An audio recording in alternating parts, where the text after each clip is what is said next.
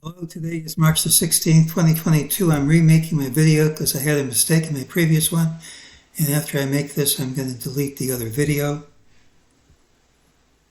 Please follow the rules of my channel. Remember, I can be wrong. Look for the pattern with the early low and the late high. We got that. Tomorrow has the early low. The Fed whipsaw I said I couldn't really predict. And I could have said we could go higher or lower. All would have been true.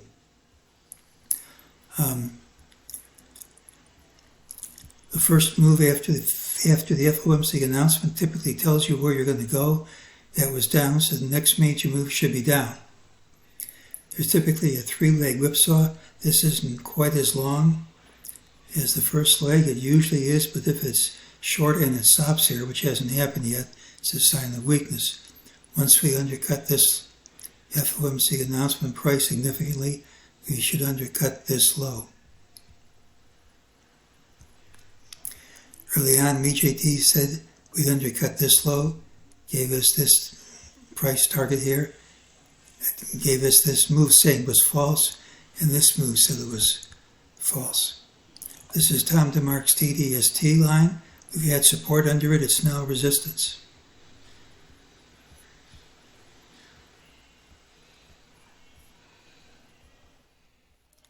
Here's our long-term wave count.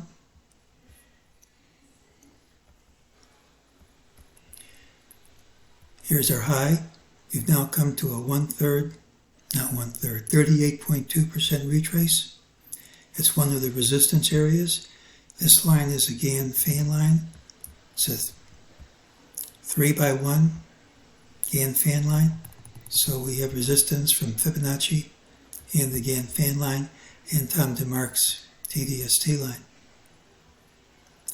Usually when you rally to resistance but not through it, you either gap over it or resistance wins.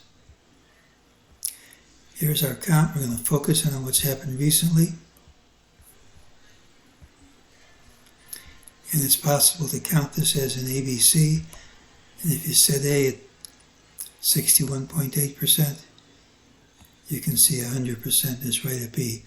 So we have Fibonacci resistance here too.